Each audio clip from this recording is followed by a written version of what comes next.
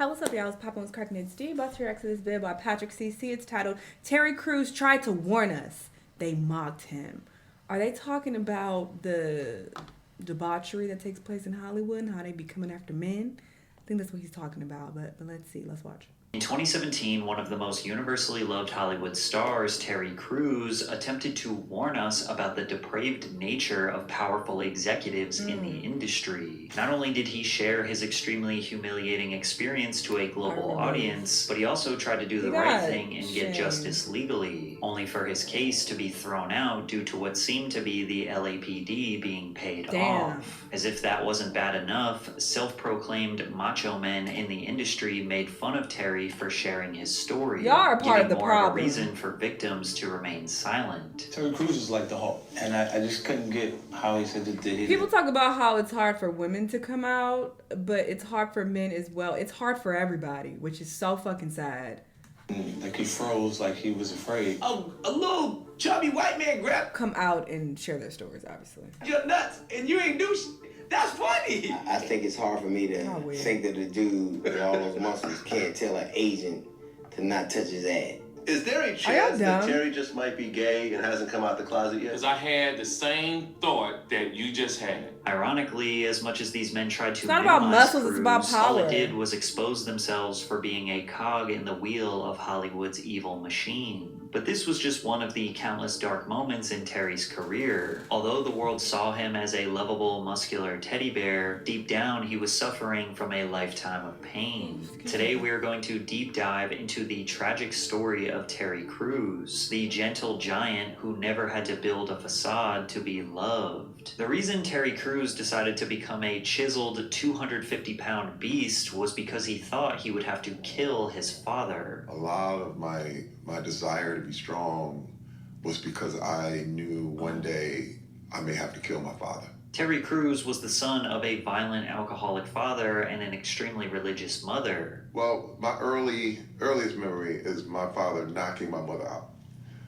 He was physically abusive, just straight up. And it's wild because he didn't hit us. This makes this story even more sad. Right. But my mother let him hit her. He has a history of abuse. Not let, I wouldn't even say let, but she would just say, she kind of took her abuse as par for the course. Divorce was not even considered an option because of his mother's religious views, so Terry had to witness this constant violence through his formative years. Additionally, his mother's religion did not allow Terry to go to the movies, watch television, listen to music, or really do anything that was secular. So he developed an incredible imagination and a knack for drawing. I started this art ability simply because I had a huge imagination and was wondering what the world was like. I mean, people would tell me, you know, they went to the movies and they would describe the films and I would try to draw them out. Wow. Because I couldn't see it. Whether it was playing the flute, dancing, painting, or acting, Terry knew he was destined to be an artist. But coming from Flint, Michigan, being an artist was not a realistic career, so he constantly felt the need to suppress his dreams. In the 9th grade, he was finally allowed to play sports, and being a larger kid, he gravitated to football. At Flint Academy High School, Terry was the backbone of their defense. Despite this, he never got any offers to play college ball. He did, however, receive an art excellence scholarship to attend Western Michigan University. At WMU, he decided he would give football another chance. Due to his size and natural athletic ability, he earned a spot on the team as a walk-on player. As a defensive end, Terry was named to the All-American team by the National Strength and Conditioning Association. Over his college career, Terry Crews recovered 4 fumbles, which was one shy of a school record, and recorded 12 tackles in a 24-12 victory over Wisconsin. His play on the field helped him earn second-team All-Mid-American Conference honors. Crews helped Western Michigan win the Mid-American Conference Championship in 1988. And even though Terry still believed he was destined to be an artist,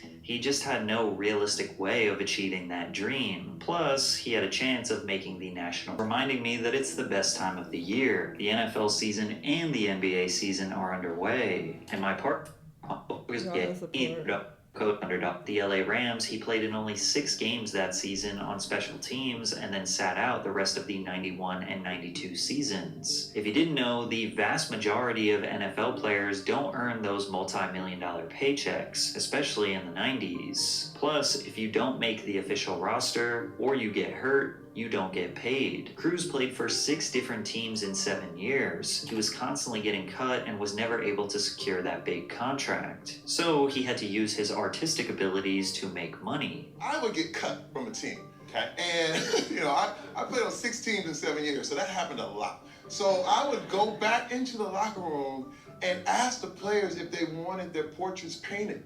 After being cut? Yes, because that's how I survived. I was always on the end of the roster. I was never a big superstar. I was an 11th round draft pick. So my whole thing, humility gets you far. You know what I mean?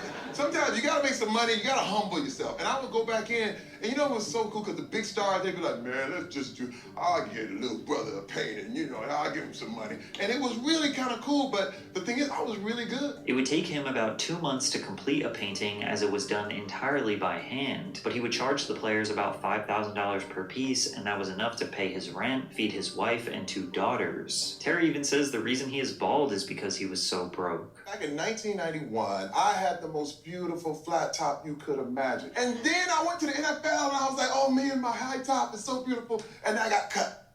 And so I was like, oh man, barbershops cost money. And I had no money. I literally was broke. I just went, I'm going all out. I'm shaving it off. And I was so disappointed. Were you really? Bro, wait, first of all, you gotta talk about, I didn't know it was lumpy. I had no idea there was lumps in my head. It was now 1997, Terry was almost 30 years old, and he knew he was never going to get the consistent NFL job. Over his 7-year career, Terry played in a total of 26 NFL games and secured a total of 5 tackles. Feeling defeated with absolutely no direction to go in, it was actually his wife who brought up that promise that he made to her back in college. She said, let's take the girls to Hollywood and make movies. But how does a guy with no money, no connections, and a family of 4 survive in Hollywood? Well, he started by asking his former Washington Redskins teammate Ken Harvey for money. And I was taking these loans from my friend, continued to take, I probably took about 20, 30 loans from this guy. And he was a pro football player, he's my good friend, Ken Harvey. He's still my good friend to this day. And that's what's so amazing. He stopped and said, hey man, I asked him for one more loan. He said, dude, that's it. I can't do it anymore. Terry lived off his friend's money for a year and a half trying to get a job working behind the scenes of a Hollywood production. He was unsuccessful. Desperate to pay the bills, he went to a temp agency to find work where they gave him a job sweeping factory floors for $8 an hour. Sweeping floors, Terry used his natural size and NFL pass to apply for security work. He landed multiple jobs in LA working security outside of various Hollywood studios. In 1999, he was working outside the set during the filming of Next Friday, starring Ice Cube and Mike Epps. Terry's job on that set was to secure, aka just watch Ice Cube's car for 12 hours. And I was out there literally watching Cube's car. And there I was, I'm like, I'm in the business. But I was so far from anything happening. Through working security, Terry met a friend who was a location manager. Location managers basically just oversee all of the various locations of a film production, and they also hire security to secure those locations. Well, he's like, dude, we're doing this really intense movie at the Jungle right now with Denzel Washington. You gotta come check it out. I came on set as a visitor. I've always realized that you just have to go. Like, if you just show up, a lot of times your opportunities are there. I was watching Denzel prepare, and I was studying him, and I was like, this is how an actor at the top of his game does his thing. Well, the director walks over to me, Antoine Fuqua, and he said, hey man, you wanna be in this movie? I said, yeah. I was like, sir, whatever you need me to do. It was wild. And he said, I'm gonna find ways to use you in the movie. And I was like, whatever you need. And I didn't get one dime for training day. I just showed up, I volunteered, I said whatever I could do. I just want to help the movie. I want this to be the best thing ever. Oh, he's a gang member. Oh, you mother... Okay. Terry's uncredited role in the film was so small and and seemingly so Yeah, I didn't remember. insignificant, yet it was the reason why he got his big break in Hollywood. Training Day was a $100 million box office hit, and it just so happened to be one of Ice Cube's favorite movies. And when Ice Cube was watching Training Day, he remembered Terry Crews as the security guard from his set 2 years ago. So he got in contact with Crews and asked him to audition for his next film, Friday After that's Next. dope. They remembered me. So I got a chance to audition for Friday After Next. And I remember us sitting in the waiting room, me and Cat Williams, hoping, praying one day we would be able to, be in this movie. Cat Williams and I decided we were going to go all in. There was going to be no holding back. If you look at the scene with Cat Williams and I, Look magically delicious, it's nigga. almost like an intense drama. Although Friday After Next was not a box office smash, the Friday series was a cult classic loved by millions more than the financials indicate. Terry Crews was officially in. All of what he calls Black Hollywood knew his name, his face, and he was ready to take over. I knew I was in my destiny. When I say, and this is what I'm saying, I found my destiny. It was so wild because I didn't even want money anymore. I said, I want that feeling. That scene is so iconic. He's like, when you go in the bathroom, like, don't fight this shit. And Kev's like, fight what shit? Oh shit! That movie, that's the funniest one. I don't care what anybody says. Right After Next is. He was still suffering through dark times. One Christmas that he calls the Christmas from Hell, he decided to take his children and his wife back to Flint, Michigan to see his family. Fearful of his father, also known as Big T, resorting back to his old ways, Terry told him to keep his composure in front of the grandchildren. But once the alcohol got flowing, Big T lashed out, and he hit Terry's mom in front of the children, knocking her tooth out of place. I said, so what's going on? Nothing. I said, didn't I tell you? Didn't I tell you not to act up? Didn't I tell you? CT. Bam! This is what he was made to do. Bam! Grown ass man now. I hit him. I feel like he manifested that because he like, that's why I start working out because I feel like one day I'm gonna have to fight my daddy, and look what ended up happening. And my brother came in. Bam! We beat his ass, CT. Now let me tell you something. This is the thing. Now this is what I want everybody to get. I didn't feel better. I didn't feel better. It didn't work. Terry learned right there and then that physical violence is never going to solve his problems. Because the thing is, I mean, y'all beat up an old man. all this, you have to rise above. Yeah. I wasn't rising above. I went down with it. I went to his level. This is why gang members, when you shoot back, now you just like everybody else. Right with You right there with them. There's a moment That's that I funny. had to choose to rise above, but I didn't. After this incident, Terry That's did not hard. return home for over a decade. He went back to Hollywood and masked his pain through his work. Crews had not yet proved himself as a lead in Hollywood. He was only getting minor roles, but he had a drive and dedication like no other. He said yes to almost everything, which led to him filming 4 movies per year. But the one role that earned him global superstardom was his role as Latrell in White Chicks. White Chicks is about 2 fumbling FBI agents who disguise themselves as mega-rich princesses to infiltrate high society, with the obvious caveat that they are black men disguising themselves as white women. That fact alone was enough to get people extremely interested in the film. Terry had met Damon Wayans through his work. Damon is related to Keenan Ivory Wayans, who is Hollywood royalty, producing comedy classics like In Living Color, Scary Movie, Don't Be a Menace to South Central, among others. The Wayans invited Crews to audition for White Chicks, and Terry impressed Keenan, so much so that when he got the part as Latrell, the comedy legend often told Crews to basically freestyle on set. Terry never felt more comfortable as an actor and comedian, and he knew this was his time to shine. In the film, Crews plays the role of pro basketball player Latrell Spencer, who is attracted to Tiffany not knowing that she is actually Marcus disguised as a woman. Santa must have come early this year, because you were first on my Christmas list. Ooh, there it is right there. I want to know, are you naughty or nice? Sorry, I'm not interested. I'll take that as Naughty. Throughout the entire film, Tiffany is trying to do whatever she can to make Latrell disinterested, whether that be pigging out in front of him or even letting one rip, but it doesn't work. Everything she does just makes Latrell more interested. This movie is so goofy. Oopsie, I had a poopsie. Girl, we gonna get along just fine. Back at you. So disgusting. But the most iconic scene from this film that defined Terry Crews' entire career was when he picked up Tiffany to go out to eat, turned on the radio, and sang every word to 1,000 Miles by Vanessa Carlton. The most shocking part about this scene was that it was actually filmed in just one take. It only took one take because Terry actually loved this song and knew every single word to it before ever stepping onto the movie set. Despite being hilarious in the entire film, Terry's career drastically changed from this scene alone. Slowly but surely, everything just started to change for me. People would give me my mail, like, making my way down. And they were like, do the song.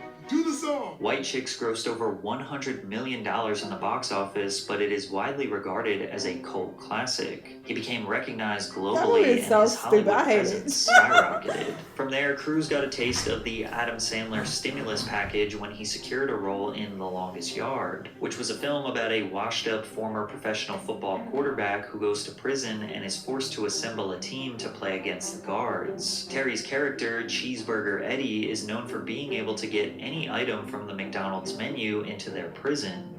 I knew you couldn't resist my I got the shakes that'll make you quake. I got the fries that'll cross your eyes. I got the burgers that'll... I just got burgers. He also did one of the cleanest robot dances you will ever see. Terry continued to steamroll through cult classics, securing the role as the president in Idiocracy. Idiocracy was written and directed by the legendary Mike Judge, who thought Terry was an absolute perfect fit for President Camacho, a former professional wrestler and also prawn star. I've never seen this.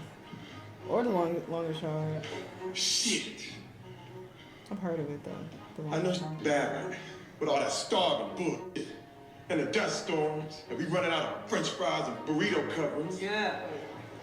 But I got a solution. That's what you said last time, dipshit. Ironically, President Camacho would have a decent chance at winning the actual presidential election today, but it was again a connection that Terry Crews made on set that would get him another career-defining role, which was portraying Chris Rock's father on the TV sitcom Everybody Hates Chris. I opened that up. He's like, I want you to play my dad. That's hilarious. He's like, you're the Everybody perfect Hates fit. Chris is an extremely highly rated sitcom, achieving a near perfect score from both fans and critics. And although it is a comedy, it is primarily about adolescence and family life in inner city poverty, the determined struggles of decent parents trying to provide a better life and values for their family, which made Terry the perfect candidate for the role, as that kind of explains his real life. Cruz's character Julius was loved for his insane levels of frugality. I know you're not gonna throw that away. Eat that. That's 30 cents worth of oatmeal. Unplug that clock, boy. You can't tell time when you sleep. It's 2 cents an hour. Throughout his career, Terry constantly broke the trope that muscular African Americans had to be portrayed as tough gangsters. Muscles aren't funny was a common thought in the industry, and Terry knew he could break that barrier. He didn't need to pretend to be something he wasn't for the approval of Hollywood. He didn't have to build some facade and maintain it so he could get consistent work. He always remained himself, and that's why fans loved him. Terry Crews is a giant muscular teddy bear that deserves to be loved and appreciated. After his hard work through the 2000s, Terry Crews was officially an A-list superstar, but his dark past that he hid from his wife was at its tipping point. Not the money, the fame, nor the acceptance from the world could distract him from the secret he was hiding from his family. And on his darkest day, to what he now calls D-Day, is when he had to admit to his wife that he had cheated on her. Years go by, but my wife was always suspicious, like, what's up with you, Terry? And I'm like, I'm good. And I remember starting arguments, so she would stop. I thought he was about to start talking about the sexual abuse stuff, but he's talking about this. Talking. You start to forget which lie you told. you know, things start to conflate and what makes you like mixing up, and the pornography never stopped. It would be at a lull, but I go like a month and be like, oh wow, I'm good, and then February 2010, she was like, what is it I don't know about you, Terry Crews? And I'm like, what she had to complain about? You know, it's a good life, you know? And the question I would ask her, and I would literally ask myself, was like, why doesn't she believe me? When the question I should have been asking is, why am I lying? You know? And I blamed her for not believing me. That's how deep it goes. And I'm gonna tell you, success is the warmest place to hide. You get a lot of sycophants. You get a lot of people telling you, you're right. I have tons of people like, man, you good. In comparison to everybody else, oh my God, you never hit your wife. You bring the money home. You only cheated a couple times. We cheat every day. All this stuff. But I was not real. I was a lie. I was living a lie. And when I told my wife, not you don't beat I your heard this wife. gasp on the other end. And I was like, oh boy, I think it's over. And she said, you know, I'm done. She said, I don't know who you are. I have no idea. Because see, to me, it happened 10 years ago. But to her, it happened today. Most men in Hollywood, or in general, would have listened to their ego. They would have convinced themselves that their infidelity was no big deal, and it's menial compared to what other men do. Additionally, a Hollywood star like Terry Crews would probably have left their wife and just married some 21-year-old. But then how would his kids view him? You see, Terry Crews was trying to be the role model that his father never was. He also loved his wife and cherished her loyalty to him. She stuck by him when he was nothing. She believed in him. And he knew that was something he could not just let go. They spent years repairing their relationship, but today they use their story as a way to help other couples revive their relationships. So now, this is what you have to do. And I was totally prepared to live the rest of my life by myself. Because knowing what I'd done, I was like, would I forgive me? See, that was the big thing. Like, would I forgive me? And you know what the answer was? No. No. Yeah. She did. Many people praise Terry for opening up about his vulnerabilities. He says he constantly receives emails and messages from people that he has inspired to get help for their addictions, or dive deeper into their faith to find answers for their darkness. However, not everyone thought him being vulnerable was honorable. Some of them thought it was funny. More specifically, when he announced to the world that he was sexually assaulted, guys like 50 Cent, Nick Cannon, and others publicly mocked him. On October 10th, 2017, Terry tweeted, "This whole thing with Harvey Weinstein is giving me PTSD. Why? Because this kind of thing happened to me. My wife and I were at a Hollywood function last year, and a high-level Hollywood executive came over to me and groped my privates. Jumping back, I said, 'What are you doing?' My wife saw everything and we looked at him like he was crazy. He just grinned like a jerk." The alleged perpetrator was Adam Bennett, who was the head of motion pictures for Morris Endeavor Entertainment, an American holding company for talent and media agencies with a net worth of around $6.9 billion, servicing A-list clients like Jake Gyllenhaal, Christian Bale, Hugh Jackman, Denzel Washington, and even Elvis Presley. Based on the casual nature of Terry's tweet, it was kind of hard to take him seriously. Then when he went on national news to tell his story, they realized this was no joke. Back in February 2016, I was assaulted by Adam Bennett, who is the head of the motion picture department at William Morris Endeavor. Girl, this is a serious moment in the world. He's connected to, probably everyone I know in the business. I did not know this man. So you did not know him before this? I have never had a conversation with him, ever. And he went straight to the dick and balls? And he's basically that's wild. I mean, either way, it would have been wild, but at least if they had some type of relationship, or he knew him to any degree, that would have, I don't say made more sense, because it doesn't make sense at all. It's fucked up either way. But, I would have been able to wrap my head around that a bit more. But you've never met this man, never had a conversation with him, didn't know him at all. And he like, oh yeah, I want that. Let me grab dick and balls in front of your wife. What? At me, he needs to be exposed. That's sticking crazy. His tongue out, and he was drunk. Overtly sexual kind of sitting there like, it's a Not the party, tumbles. it's packed, the whole thing, and I'm looking like, is this a joke? I mean, I don't understand. It was actually so bizarre. And he keeps coming over to me. He comes over to me, I we stick came my back a hand second. out, and he literally takes his hand and puts it and squeezes my genitals. And I'm jump back like, hey. And he's like, and he's still licking his tongue out and all this stuff. And I go, dude, what are you doing? What are you doing? And then he comes back again. And he just won't stop. And I really got forceful. That's when he needs to get punched. Pushed him back. He bumps into all the other party goers, the whole thing, and he starts giggling and laughing. And let me tell you, Mike, I've never felt more emasculated. I've never seen this clip. I only saw the headlines. I didn't look deeper into it, but I saw the headlines and knew that he spoke about it, but I didn't know the details of it all. This is crazy.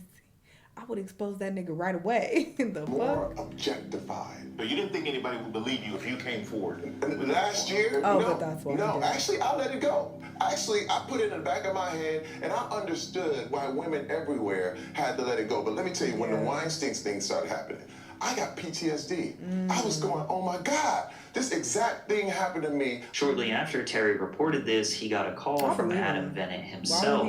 I get a call. Here, it's him on the line. And it's been his career in jeopardy. Sorry, I was drunk. I wasn't myself that night. And I said, hey, man, you got to understand the depth of what you did in front of my wife. I said, man, you don't even know how close you got to really being hurt. And I said, you need some help. I said, you need to go get help. And he was like, yeah, okay. Was it sincere? Did you feel like it was sincere? No. It's like when people are sorry because they got caught. After telling his story to the world, Terry then decided to file a police report with the LAPD about the incident. Cruz first talked publicly about this last month. People have to be held accountable. We're going to go all the way. Determined to get justice, Cruz filed a lawsuit against Adam Bennett. Russell Simmons, a record executive who has never done any business with Terry Crews in his life, emailed Terry asking him if he would give the agent a pass. But Terry remained firm. That's wild. Nobody gets a pass. I ignored it. When he emailed me at first, I ignored it. And then all of a sudden, he's like, I got zero tolerance for this thing. I'm like, wait a minute. You said you got zero tolerance, but you told me to get a dude pass when the dude did it to me. I said, that's because abusers protect abusers. This culture protects it. They protect each other like that. Terry even told his story in front of the Senate. My name is Terry Crews. I am an actor, author, former athlete, advocate. This nigga look amused in the back. He ain't shit. Look at him. Look at the little smirk on his face. This is why people don't want to come out and be vulnerable and share their stories. Look at that. Looking like he's holding back a laugh. This man is looking more like, this is a serious situation. Neutral. Same with her. Same with, he look angry. This white man in the back here. But this nigga looking like. Last year, we have seen powerful men in Hollywood and elsewhere finally held accountable for sexual harassment and assault. We also saw the backlash survivors faced after coming forward. It's sad that people say, we need to care more about men who are SA'd too, but when men speak up about it, they oftentimes get made fun of and ridiculed. The people who should be ridiculed are the gross assailants, not the victims. Since this was at the heart of the Me Too movement, where most people speaking out were called opportunists and liars, many raised the argument that nobody could possibly assault a 250-pound muscular beast like Terry Crews, essentially proposing the idea that he was lying or doing this for attention. 50 Cent was one of the many who ridiculed him. On Instagram, he posted an image of a shirtless Terry Crews with the words, "I got R-worded. My wife just watched." It also featured a second photo of Crews in a suit with a rose in his mouth with the words, "Gym time." In the caption, he wrote, "LOL, what the F is going on here, man? Terry, I froze in fear. They would have had to take me to jail. Get the strap." 50 doubled down on his comments in an interview with Larry King. Terry Crews is like the Hulk. This guy's like huge. He when he gets into a scenario, starts to explain the scenario because he was speaking to the Senate, and the lady asked him, "Well, you didn't do anything. You didn't like push him off." He said he did. And I just couldn't get how he said that he didn't, like he froze, like he was afraid. You don't even got your facts right. We just watched the clip. He said he pushed the nigga off. He fell into other people, other party goers. What are y'all talking about? What y'all want him to do? Start punching him and then you in jail. Now you got lawsuits and this man is powerful. He get his, great lawyers to come after you full force. Like, obviously he's thinking about all of that. He's thinking about his career. So to be like, he bigger, he lying, he should have did something. Y'all are dumb. Approached and asked to respond to 50's comments, he took the high road. Today, 50 Cent took a shot at you on one of his posts, saying that saying with how big you are, how could this have happened to you? Yeah. And he said if it had happened to him, he would have grabbed his strap. Well, I love 50 Cent. I listen to his music. He would have grabbed his strap. He messy. Amanda, the stairs. Anything about how big you are? Is that something is that a fair comment by him? Well, first of all, I prove that size doesn't matter when it comes to sexual assault. Hello. That didn't stop the conversation around Terry. In fact, it just poured more gas on the fire. Some people even started to ponder if Terry was gay, and that maybe he liked it. Is there any chance that Terry just might be gay and hasn't come out the closet yet? Let me tell you something. When I saw that today, right, with me for a split second, because I had the same thought. You know what? At least with women, we have unity. And I feel like when women speak out, usually other women will come to their defense to some degree. People, like to talk about how, y'all are always against each other, da-da-da. In some cases, sure. But when it really matters, when it's some serious shit, I feel like women typically believe other women and we try to be supportive. But men... I don't see that same unity, especially when it comes to things like this. I don't really see other men, standing up and trying to support men who come out and are vulnerable and tell their stories. So, very interesting. When you're from the street and the reason why I bring that up, because I feel like, when some men mention that, men aren't taken seriously, I feel like they try to put the blame on women and be like, oh, y'all don't... It's serious when it comes to y'all, but when it comes to us, it's a problem. But it's like, y'all also need to look within y'all own gender and look at the men who are around y'all, because they be doing y'all the most dirty and talking shit and laughing at you. Like, that's fucked. Cruz from Flint. He's from Flint, Michigan. I don't know nobody else. Some of the coldest gangsters I know come out of Flint, Michigan. So the ignorance, bro. What the fuck he was trying to prove with the purse and the boots? I don't get it, because it doesn't prove anything. And to the LGBTQ, to the Terry Cruzes of the world, listen, we're not here to bash nobody. Some things are just misconstrued. And don't forget, we are entitled to our opinions also. More of Terry's peers chimed in, like comedian D.L. Hewley. What do you think of the whole Terry Crews thing? I think it's hard for me to think that the dude with all those muscles can't tell an Asian to not touch his ass. Asian? His ass or whatever. Whatever he touched. I just do. I don't understand. Details, right. I think that now everybody's so... It was his dick and balls and the man was white. It happened to me too. Where you get Asian? Hey, look, God gave you muscles so you can say no. Presumably fed up for being mocked and ridiculed for over a year, Terry kind of snapped at DL, and the way he responded just caused even more controversy. He got into a back and forth with DL Hewley on Twitter, where DL suggested that he should have slapped the executive for groping him, to which Terry replied, "So, sir, if you truly feel that is a correct way to deal with toxic behavior, should I slap the shit out of you?" This tweet absolutely exploded with 227,000 likes. But they were just in it for the drama. Many others felt like Terry crossed a line. How? He's saying that, okay, you're basically saying I should resort to violence when I'm faced with someone who is doing something that I have a big problem with. I have a big problem with what you're doing right now, trying to publicly shame me. So should I resort to violence in this case? Is that the message you're sending? So I feel like that's a valid question. I'm confused. Let me get this straight. He want to slap the black man for commenting on his situation.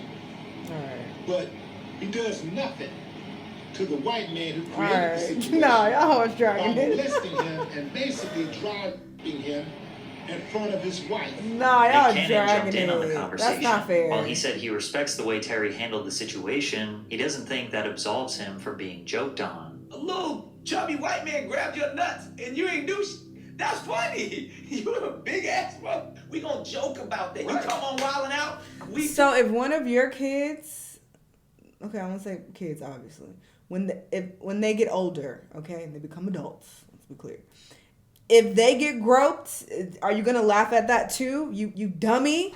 Like, what do you mean? That's funny. We can laugh. We can laugh until it's someone that you care about. Then it's not funny anymore. That's not cool to say. It's gonna be nut grabbing jokes for the whole episode. Like, because it happened in the public, we're talking about. It's not. We can joke about this. Just because it happened in the public. Involved in this, but that's how you get over. That humor heals. Like, let's talk about it. So that's the same advice you would give to your son when he's over 18. If something happens like that, or something like this happens to him, then you would be like, oh, just laugh about it. That's how you heal. This is the man who chose to have 50 kids. Someone who thinks like this. Where's the logic? I don't agree with him jumping out there and you know, badgering all of these other people who are just talking about it.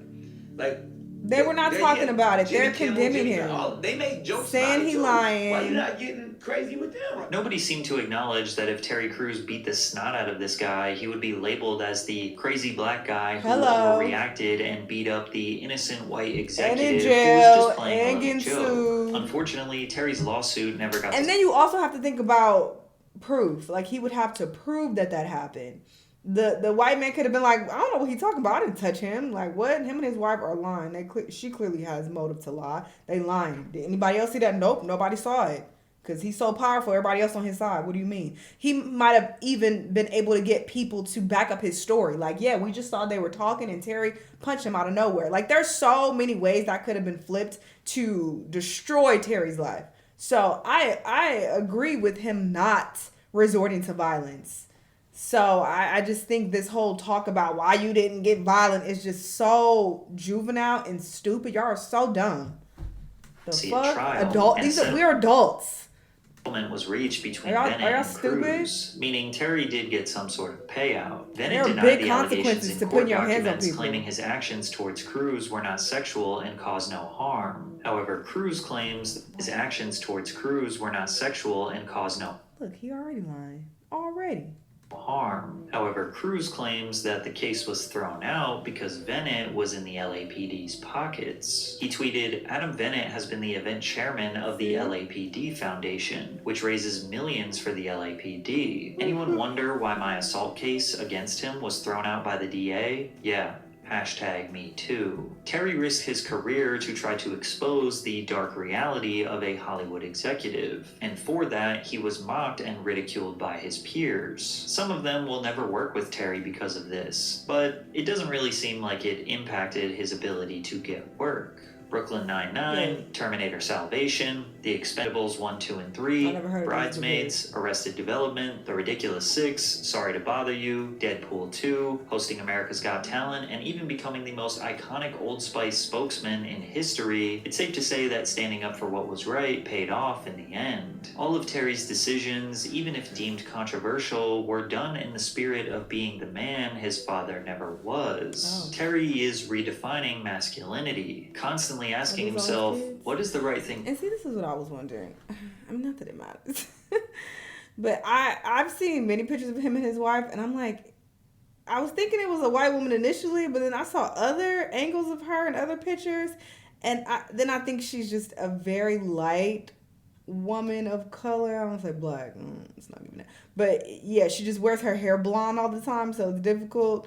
You know, then I see his kids, and I'm like, okay, these don't look like mixed race children, except maybe this one.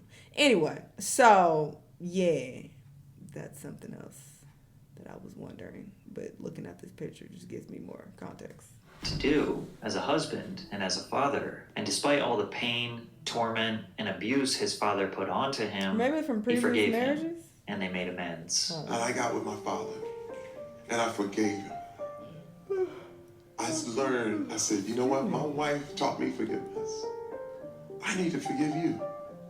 And I'll never forget these words. I said, no, because he's been with his wife for a long time. I've been waiting on you to say you're sorry. Like you know what? I am going to say right now that if I could choose my parents, I'd choose you because I came through you. I'm not from you. I came through you. You didn't come from your parents. You came through them.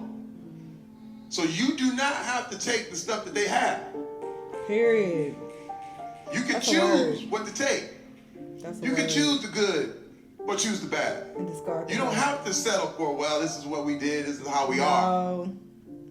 So I told him that, and he broke down. He broke down, and I gave him the hug of a lifetime. And this hug lasted, I swear it felt like it lasted 10 minutes. And he cried, and he cried, and he broke down. And he said, I'm sorry. I'm sorry for what I did to you, Marcel. Oh, don't make me cry. He said, I'm sorry for what I did to you, and your brother, and your sister, and your mother. That's what I was waiting on. It made me free. It made me free. I didn't come here to cry. Wow, this was really interesting, really powerful as well. I'm glad I watched this and got a better understanding of his story. I had no idea about his backstory and everything that he went through. And also, to be honest, I kind of was side-eyeing him because I remember there was some drama that took place with Gabrielle Union, and there were a couple other events. I can't recall what they were exactly, but it kind of painted him in a light of being an Uncle Tom low-key. And then I saw his wife, and I'm like, and he got a white wife. So it was all painting this picture that he was like, not one of those. So, I didn't really know how to feel about him, but this gave me a lot of context. And again, looking at that photo of his children, that his wife might not be white, but again, I don't know for sure.